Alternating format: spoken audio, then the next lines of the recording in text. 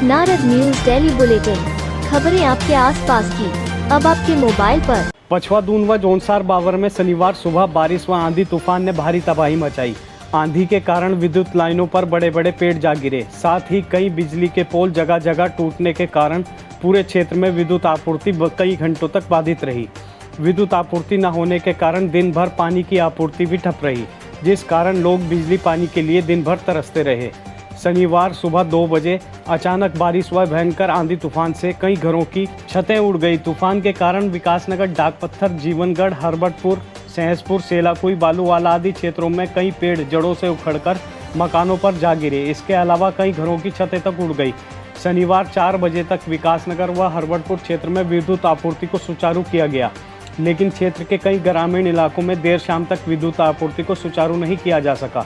विद्युत विभाग के अनुसार पछवा दून में आंधी तूफान के कारण विभाग को करीब 60-65 लाख रुपए तक का नुकसान उठाना पड़ा है। तूफान के कारण हरबटपुर फतेहपुर में रविंद्र सैनी का भूसे स्टोर पर पेड़, इसम की गौशाला की टीन, रवि चौधरी की गौशाला व घर की टीन, पुन्नालाल के घर का छप्पर आंधी तूफान के कारण उड़ गई। बालूवाला में प्रीतम सिंह के घर पर पेड़ गिर गया, जो लीची और आम के पेड़ पर जा गिरा, जिस कारण जान माल का नुकसान होने से बच गया। जीवनगढ़ के वार्ड नंबर 1, 4, 6 व 13 में कच्चे मकानों की छतें उड़ गई, जिस कारण घर में रखा सामान नष्ट हो गया, जिसमें नूर मोहम्मद, आबिद, समीना, महनाज, नाजरीन, इसरार, रेशमा, रहीसा, शेर अली, परवीन जहां, नूरदीन, सफ़ीकुल, गुलजार के घरों को नुकसान हुआ। कनिष्ठ ब्लॉक प्रमुख रेनू खान ने सभी जगह मौके पर जाकर मुआयना किया और तहसील प्रशासन से उचित सहायता दिलवाने का आश्वासन लोगों को दिया। वहीं विकासनगर विधायक मुन्ना सिंह चौहान ने आंधी तूफान प्रभावित जगहों का दौरा किया और एसडीएम विकासनगर को क्षेत्र में हुए नुकसान का शीघ्र आकलन करने के लिए निर्देशित किया। इस मौके पर रविंद्र सैनी, पंकज शर्मा, गुरजीत सिंह आदि मौजूद रहे। मलेशिया में ड्रग्स के साथ पकड़ा गया जौनसार बाबर के बिरपा गांव निवासी निर्दोष संजय 7 साल 9 माह बाद छूटकर अपने गांव बिरपा पहुंचा। संजय को निर्दोष छुड़वाने में कालसी ब्लॉक के बिसोई गांव के निवासी सेवानिवृत्त कैप्टन चेतन की मुहिम रंग लाई। शनिवार सुबह अपने गांव बिरपा पहुंचा संजय को सामने देखकर परिजनों की आंखें भर आई। संजय के पिता अर्जुन सिंह ने कहा कि उन्हें तो अपने पुत्र से मिलने की आस ही छोड़ दी थी, मगर कैप्टन चेतन के कारण ही ये संभव हो पाया है। वहीं कैप्टन चेतन की इस मुहिम के लिए क्षेत्र के अनेक सामाजिक संगठनों ने उनकी प्रशंसा की है। बता दें कि 29 सितंबर 2013 को किसी कंपनी में मलेशिया में नौकरी दिलवाने की बात कहकर संजय को मलेशिया भेजा गया था और उनके बैग में धोखे से प्रतिबंधित ड्रग्स रख दी थी। तभी से संजय मलेशिया की जेल में बंद था। एसडीएम विकासनगर पर धार्मिक भावनाओं को आहत करने का आरोप लगाते हुए ढकरानी गांव के ग्रामीणों ने प्रदर्शन कर उनकी बर्खास्तगी की मांग की। प्रदर्शनकारियों ने कहा कि गंगभेवा बावड़ी में धार्मिक स्थल है, जहां सैकड़ों वर्षों से धर्म विशेष के लोग अपनी आस्था रखते हैं। साथ ही राजस्व अभिलेखों में यह हिस्सा में इमारत धार्मिक स्थल अंकित है। एसडीएम विकासनगर ने कुछ लोगों की आपत्ति पर बिना जांच करवाए धार्मिक स्थल को जेसीबी से ध्वस्त करवा दिया, जिससे धर्म विशेष के लोगों की आस्था आहत हुई है।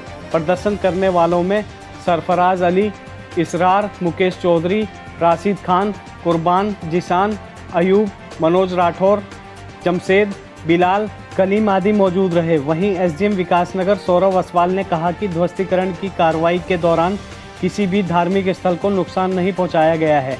कोरोना काल में कुछ लोगों ने धार्मिक स्थल की आड़ में अवैध निर्माण कर लिया था, उसी को ध्वस्त किया गया है। शनिवार को समाज सेविका लक्ष्मी अग्रवाल के नेतृत्व में कोरोना काल में जरूरतमंदों की मदद का क्रम जारी रखते हुए ग्राम धोलास, हरियावाला, दयानगरी, प्रगति में 140 जरूरतमंद लोगों को राशन किट उपलब्ध करवाई गई।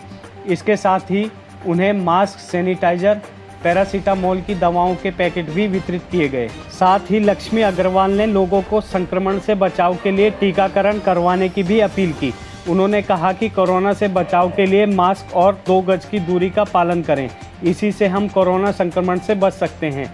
इस मौके पर सुरेश पुंडीर, रजनी, रवि नेगी, अंशुल शर्मा, मोहित रतूड़ी, घनश्याम, सुनील ठाकुर आदि मौजूद रहे। विकासनगर यूथ ग्रुप ने शनिवार को शक्ति नहर के पास शांति धाम में वृक्षारोपण किया। यूथ ग्रुप के सदस्य सुबह शांति धाम प्रांगण में एकत्रित हुए और वहां खाली पड़ी जगह में उन्होंने पौधरोपण किया। इस मौके पर ग्रुप के कार्तिक राणा ने बताया कि टीम द्वारा पर्यावरण को शुद्ध एवं सुंदरता की दृष्टि से पौधरोपण का कार्य किया है। साथ ही यूथ ग्रुप द्वारा क्षेत्र में इस प्रकार के सामाजिक कार्य किए जाएंगे। इस मौके पर ग्रुप सदस्य अमृत, रोहन, प्रतीक, गुरमंत आदि मौजूद रहे। उत्तराखंड में एक दिन की राहत के बाद शनिवार को कोरोना के नए संक्रमितों की संख्या में मामूली इजाफा हुआ है। शनिवार 12 जून को स्वास्थ्य विभाग की ओर से जारी रिपोर्ट के अनुसार 463 नए संक्रमित मिले। 19 लोगों की कोरोना से मौत हुई, वहीं 695 लोग स्वस्थ हुए। पछवादून व जोनसार बाबर में कुल 26 लोग संक्रमित मिले, जिसमें विकासनगर ब्लॉक से 1, त्यूनी ब्लॉक से 11, कालसी से 6, सैंसपुर ब्लॉक से 8 लोग संक्रमित मिले हैं।